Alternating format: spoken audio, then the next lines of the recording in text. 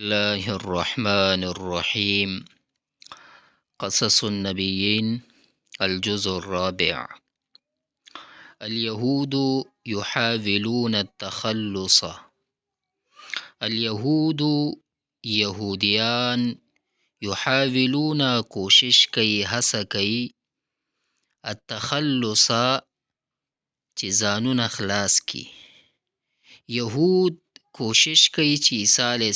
السلام مبارک نه ځانونه چې شي کی خلاص کی من سیدنا عیسی سردار زمونږه چې عیسی علیه السلام مبارک دی. وعیله تمام شو صبر الیهودی د یهودو صبر. وعیله صبر الیهودی د یهودو صبر تمام شو. وفاضت کأس عدائهم وعنادهم. فاضت مطلب دا چې لوښی چې ډک شي کنه، کأس ګیلاس پیاله په معنا راځي. نو وفاضت کأس عدائهم وعنادهم د دښمنۍ عناد کاسې چې دی هغه ډکې شوې د یهودو. نو فارادو التخلص نو اراده یې وکړه چې ځانونه خلاص کی من سیدنا عیسی سردار زمونږه چې عیسی علیه السلام مبارک دی. نو فرفعوا قضیته الى الحاکم الرومی. نو د روم حاکم ته یې قضیه هغه وړاندې کړه، یعنی کیس فرفعوا وړاندې کړه، پورته یې کړه، هغه ته یې مخې ته که. وقالو ویلی دوی چې انه بشکه، یعنی مطلب دا عیسی علیه السلام مبارک رجلن داسې یو سړی دی چې ثائرن باغی دی فوضوی او انتها پسند دی، هغې ته یې شکایت کولو کنه.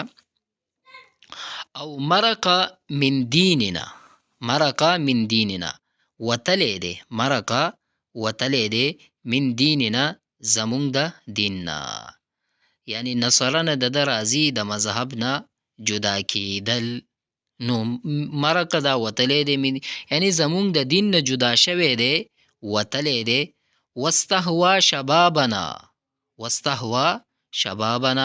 واستهوا حیران، یعنی هغې زمونږ ځوانان حیران کړي دي عیسی علیه السلام. ففتنو به د هغې د دې وجې نه ازمایش کې اچول شوي. او وفرق امرنا او هغې زمونږ حکم پامال کړی عیسی علیه السلام. او وصفها یعنی بیوقوفه کنه کمقل احلامنا عقلمن، یعنی وصفها احلامنا هغې زمونږ عقلمندو خلق بیوقوف کړي. وشغل بالنا او زمونږ زړونه مشغول کړي دي. نو په دې عبارت کې د حضرت عیسی علیه السلام قوم د هغې نه د خلاصې یادونه شوې ده. اوس بل اسلوب ناقمین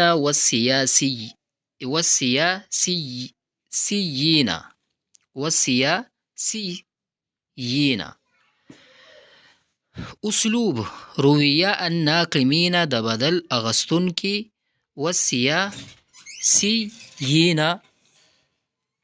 او د سیاست مدارانو،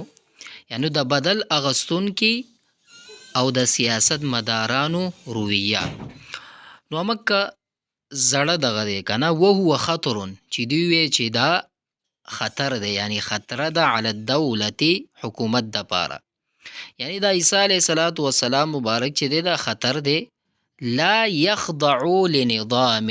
یخضع مطلب دا دی چې فرمان بردار کیدل، یعنی لا یخضع لنظام نظام نمنی، یعنی فرمان بردار کیږي نه. ولا یتقیدو بقانون یعنی پابند کیدل او نه قانون پابند کیږي. ولا يعظم عظیما او لوی یعنی هغې د دوی چې کم لوی دی هغې لوی نه ګڼي. ولا يقدس قدیما او مخکینی چې کم یعنی مقدس شیان دي د دې هغه مقدس نه ګڼي دغه عیسی علیه السلام وهو او دا رجل ثوری یعنی دا عیسی علیه السلام مبارک چې دی ویل چې دا یو باغی دی اذا لم یکفى شره کشری او ندر ولی شي یعنی بند نکړی شي نو فانه یتفاقم نو دغه به سخت شي یعنی مطلب که شر او ندر ولی شي نو تباهی به روړي دغه به نورم سخت شي ولا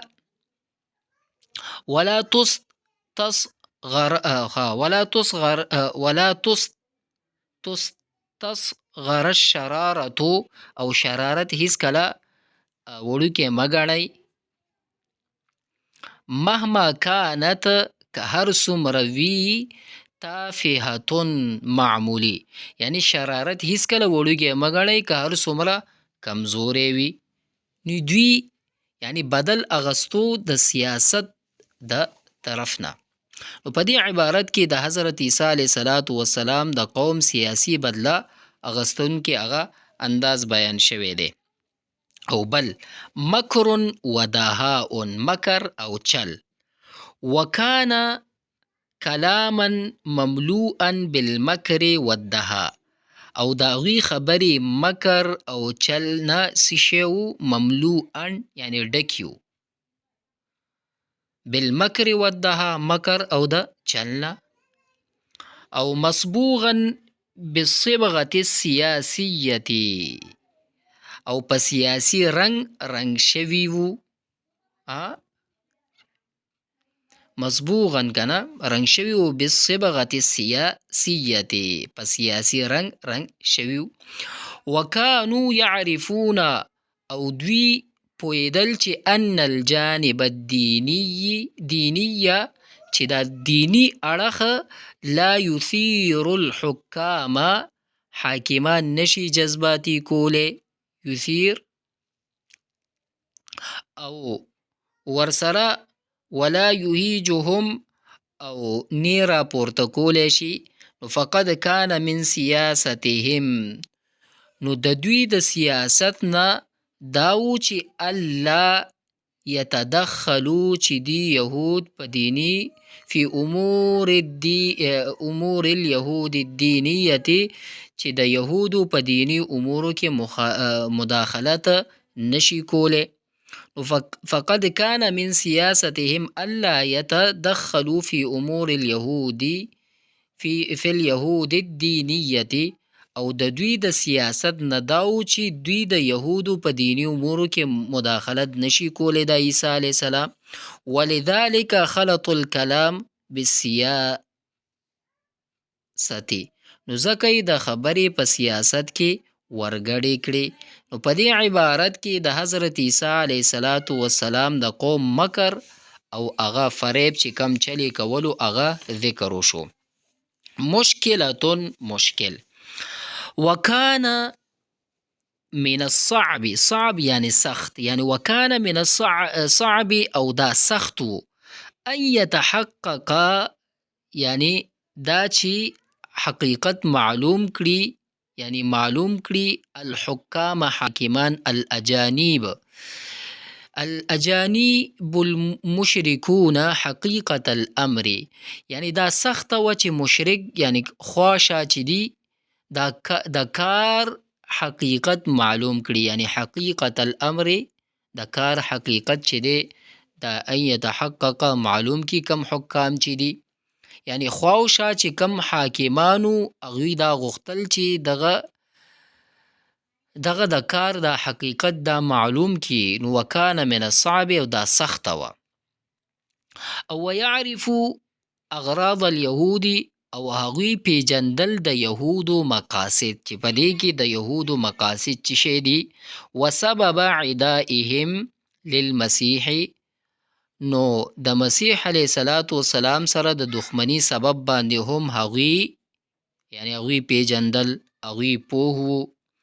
وکانو فی شغل شاغل عن ذلك بالامور الاداریه وکانو فی شغل یعنی دی مشغول شاغل یعنی غافل عن ذلك د دې بالامور الاداریه په نورو انتظامی کارونو کې مشغول یعنی اداریه سرکاری نو دوی د دې کار نه په نورو انتظامی کارونو مشغول نو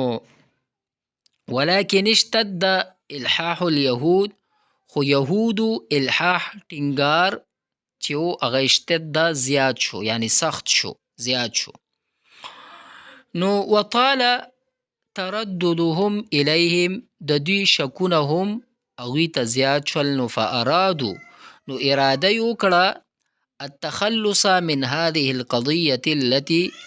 چې ځان خلاص کی د دې قضیې نه چې التخلص من هذه القضیه چې د دې قضیې نه ځانونه خلاص کی الذي اصبحت حدیث البلد التي یعنی کم قضیه چې اصبحت حدیث البلد چې خار موضوع جوړه شوې ده یعنی د هغې قضیې نه دی ځانونه خلاص کړي نو په دې عبارت کې د حضرت عیسی علیه الصلاة والسلام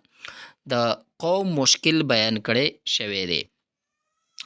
سیدنا المسیح فی المحکمه دی سردار زمونږه مسیح علیه الصلاة والسلام مبارک فی المحکمه په عدالت کې وكان ذلك يوم الجمعة بعد العصر ليلة السبت